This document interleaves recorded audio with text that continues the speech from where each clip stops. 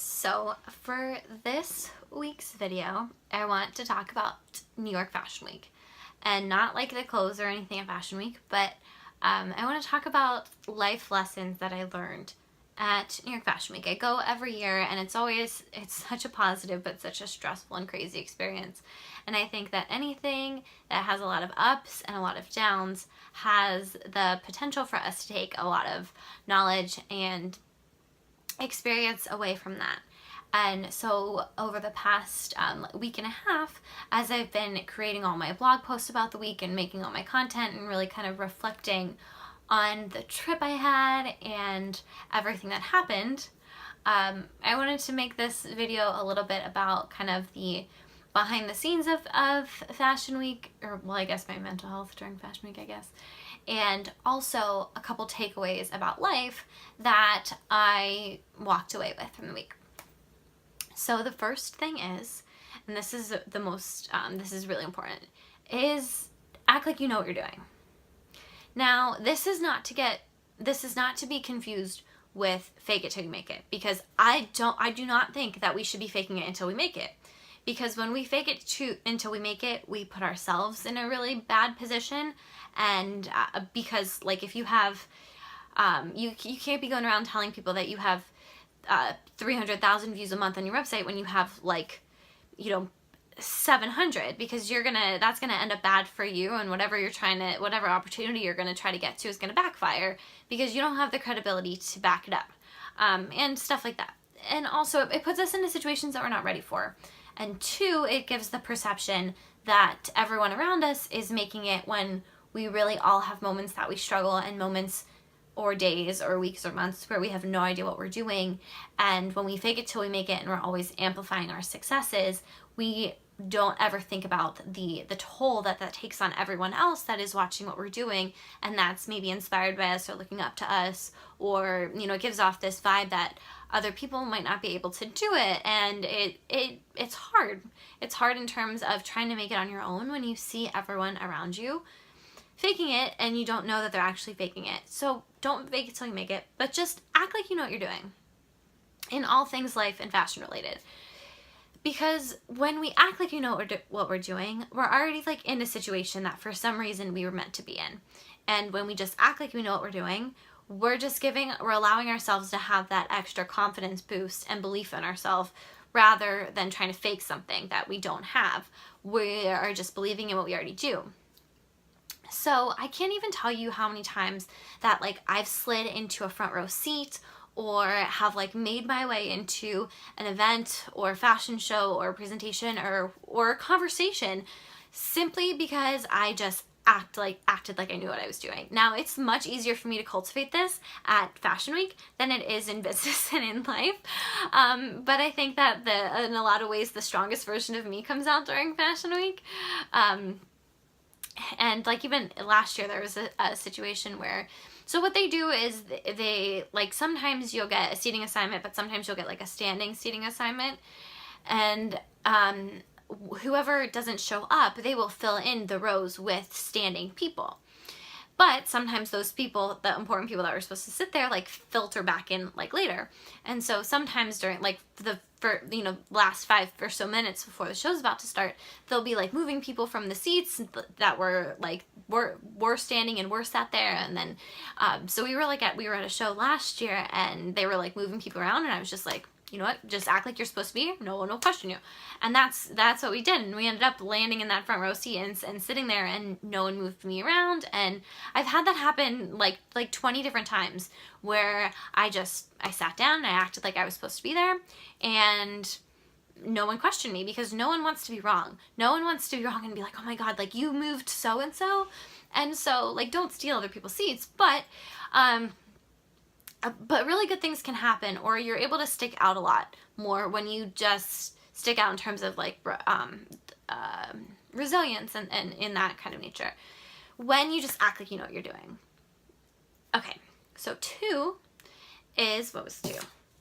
Two is that whatever shit is going on right now, it does not take away from the potential for the next moment to be really wonderful. And we really had this point proven to us a lot this season, because there were so many times where a schedule didn't go as planned or an event didn't work out. And there were so many opportunities that I had to just be like, you know what, we're just going to go home.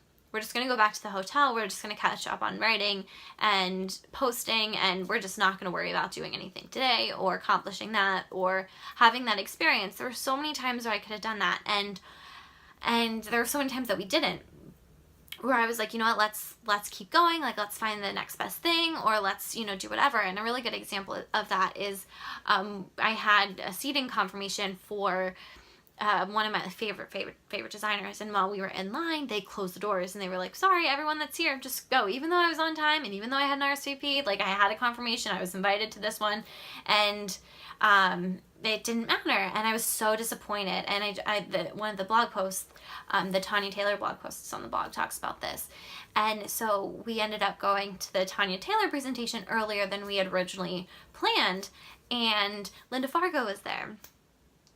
And she's a really big, you can Google her, but she's a really big name in the fashion industry and has really done a lot in terms of retail. I can't even talk. So she's an idol. And I really admire her, but Christina, who I was with, really like one of her like top 3 people to see in person. And so getting there earlier and seeing her,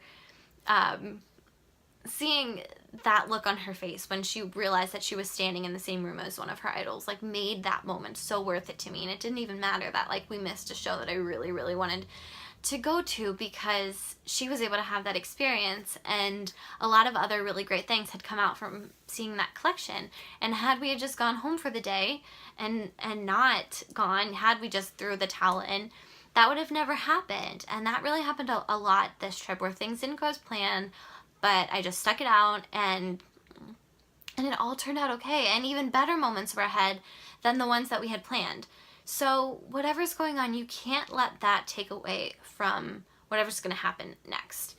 You can't. Moments aren't necessarily tied together, and the shit from one doesn't have to carry over into the stress of another. And we need to remember that, because when we let when it's a negative effect of whatever we're currently going through, if we let that impact our next decision, we could be missing out on an opportunity or an experience that would have been better than what we were anticipating. So don't let whatever's going on right now experience, or I've had a long day. Don't let it affect what's going to happen next, and walk around with the belief that something good is on deck for you, because there are always opportunities for good things to happen. But if we're stuck carrying around the garbage from what just happened, they're never going to open up for us, and we're not going to be able to see them.